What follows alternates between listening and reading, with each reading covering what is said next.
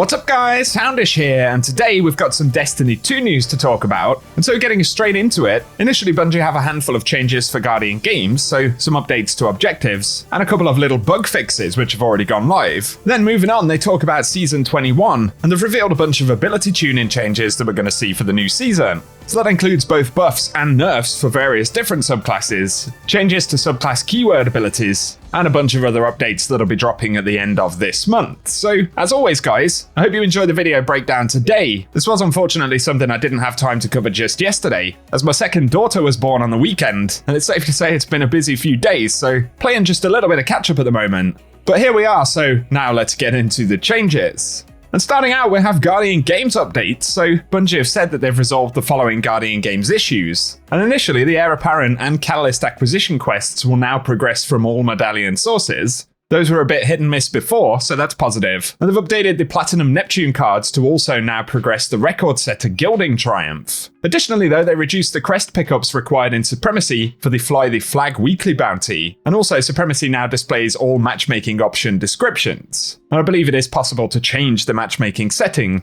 to not be class versus class, so a few good options there, and some positive fixes, so give us your thoughts below. Next though, Bungie talk about changes they're going to be bringing in with the start of Season 21, and these are focused around abilities. And they touch a whole bunch of different stuff. And so initially they're increasing the Fragment slot allotment for a bunch of aspects, and they'll be going from 1 to 2, and they say they're not committing to a minimum budget of 2 Fragment slots for future aspects and may change these slot alignments in the future. But for the start of Season 21, for Hunters, Trapper's Ambush, Shadow Dive, and Gunpowder Gamble, as well as the Titan's Bastion and Juggernaut, and the Warlock's Chaos Accelerant fragments, will be increased to 2 slots. So that's a good change for those ones, but also for all supers in PvE, they're increasing damage resistance by 20%, so that's quite a big change across the board. And especially will increase the viability of melee supers in higher difficulty content, so that's a positive. Then they get onto general buffs for supers, so for Hunters initially, for both Marksman and Deadshot Golden Gun, they're increasing PvE damage by 20%, and that will be the same for Arc Staff as well. So those are going to be fairly juicy. But on top of that, for Spectral Blades, they're increasing PvE damage by 35%, and the heavy attack will now weaken targets on hits. And they also fixed an issue causing some right-hand Spectral Blades attacks to fail to connect when attacking at a maximum attack speed. Next though, they have adjustments for Gathering Storm for Arc 3.0, and they say direct impact damage versus players has been increased from 200 to 300, but also the delayed lightning strike damage versus players is going from 300 to 500, with the lingering lightning damage versus players increased from 40 to 60, and it will also now deal increased damage versus Well of Radiance and Ward of Dawn. So quite a few big buffs right there for that one. Then they get onto Titans and they say, for Fist of Havoc, the light attack cost is being reduced from 8.5% to 6%, with the heavy attack going from 18 to 12%. And on top of that, they've increased the heavy attack PvE damage by 33%, and heavy attack will also now blind targets near the center of the slam area. So a pretty good Fist of Havoc PvE buff right there. Plus there are a couple of little buffs right here for Glacial Quake, and so they're increasing the Shiver Strike thrust speed while in Super by 10%, and on top of that they're increasing the light attack damage of that by 20%. And those are generic changes, so again, they're going to feel pretty good. Next though, they say for Sentinel Shield they're increasing PvE damage by 20%,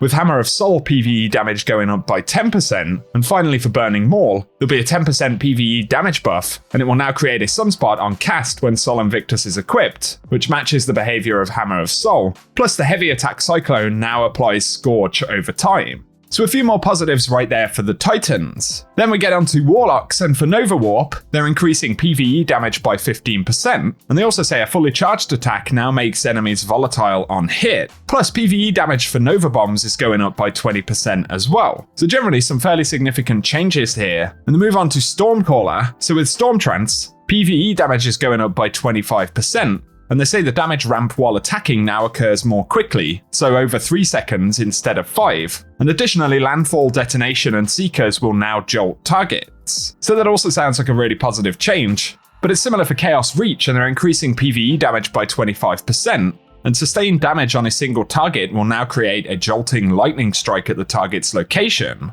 Plus it will see increased damage resistance versus players going from 40% to 50%, and increased maximum strafe speed from 3.5 meters a second to 4.5 meters a second, and they're adjusting the super camera to avoid the player's body blocking the view of targets when strafing. But on top of that, for Winter's Wrath, they'll be increasing PvE damage across the board by 10%. So a pretty good set of changes right there to the older subclasses. But next they talk about Strand, and we're going to see changes there as well. So, as Bungie had outlined previously, for Hunter's Threaded Spike, they're increasing the projectile travel range before returning to the player by 30%, as well as an increase of damage versus PvE combatants by 55%, plus they're slightly reducing the speed of the dart as it returns to the player, which should make it easier to catch, increasing the energy gain for catching the dart based on the number of enemies hit. Plus it will now pierce Cabal shields and no longer prioritize the catch action over the grapple melee if an enemy target is within melee range. For Titans though, and Frenzied Blade, they're decreasing the cooldown based on how many melee charges the player has stored, and at 0 charges, cooldown is reduced by 15%, but at 2 charges, the cooldown will be reduced by 30%. Then there are Warlock changes as well, and for Arcane Needle, they're decreasing the cooldown based on how many melee charges the player has stored, so at 0 charges, cooldown drops by 15%, and again at 2 charges, the cooldown is reduced by 30%.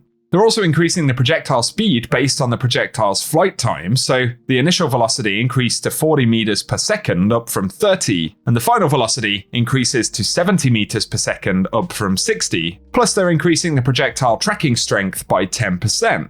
So some really solid changes to abilities specifically there, but for Grapple, they're reducing the base cooldown from 105 seconds to 82 seconds. And they're also reducing the minimum time between grapple activations from 2.5 to 0.2 seconds, so that's going to feel much better. Plus for Thread of Generation, they're reducing the energy generation provided by some damage over time mechanics, and they're reducing energy generation provided by trace rifles by 36%. So mainly positive Strand changes right there, with a slight nerf to Thread of Generation on top. So give us your thoughts about those down below, guys. Next though, Bungie outlined some specific stasis tuning updates. And a lot of these are focused on Crucible, but for Hunter's Withering Blade, they're increasing the projectile tracking search range on bounce versus players by 20%, and increasing the maximum tracking strength by 12.5%. For Shiver Strike on Titans though, the maximum thrust while in flight is being increased to 16%, and they're decreasing the maximum downward influence of gravity while in flight by 18%. Additionally though, for Howl of the Storm, they're increasing the width of the freezing cone versus players by 31%.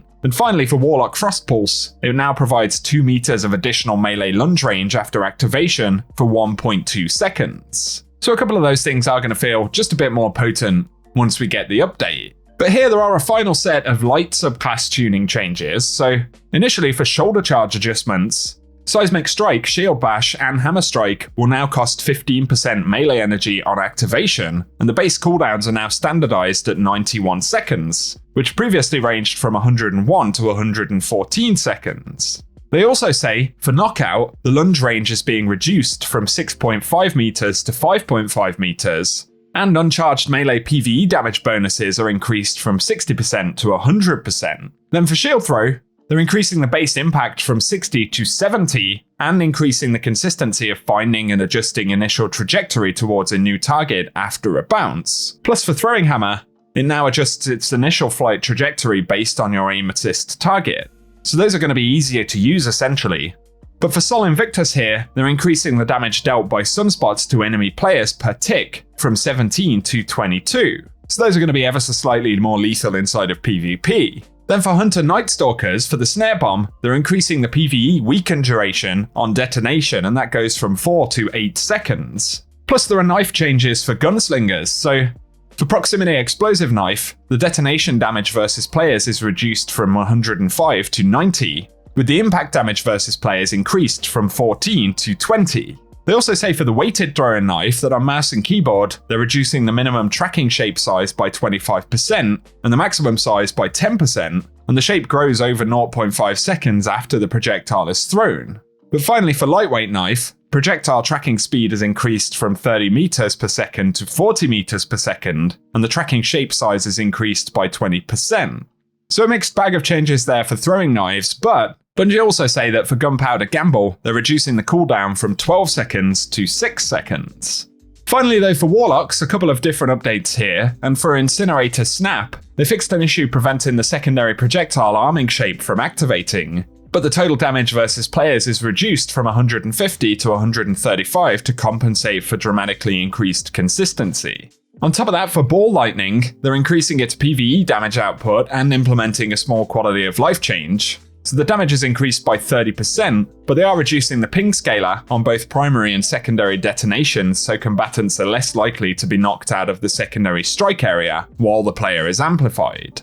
Next though, for Warlocks and Scatter Grenades, they're increasing the tracking consistency of a charged scatter grenade, as well as increasing the submunition arming duration, plus they fixed a bug where submunitions were impacting the ground on creation in some situations, which resulted in early detonation. Then with the Magnetic Grenade, they're increasing the charged hold time from 3.2 seconds to 4.5 seconds, so that's handheld supernova. Plus they say that they are fixing an issue that was allowing Lightning Surge to deal more instances of secondary damage than intended. So now targets can take a maximum of 2 instances of damage from a single activation of the ability, one from the primary lightning strike around the player, and one from the secondary lightning strike. So a lot of changes right there to get our heads around for Season 21. Although there are a final set of changes in the form of keyword ability adjustments. So initially for Scorch, they're increasing the stun time before stacks begin falling off from 1.5 seconds to 2.3 seconds on players. And for PvE combatants, it goes from 3 seconds to 4.5 seconds.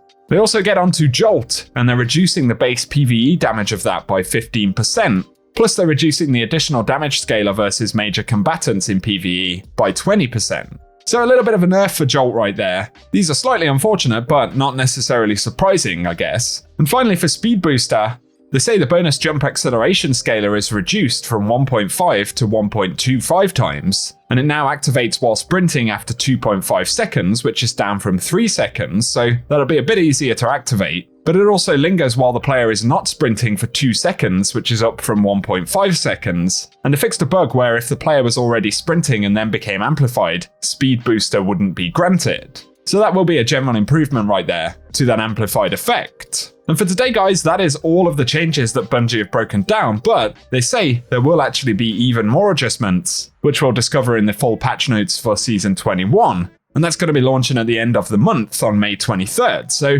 not actually that long to go now. Without a doubt though, a lot of changes right there, so give us your thoughts down below. And as always, I hope the video today has been useful. If it has, a rating below really does help us out on the channel. Plus, be sure to get subscribed and I'll keep you posted with more Destiny content. Otherwise though, I appreciate you tuning in today, and I will catch you guys very soon.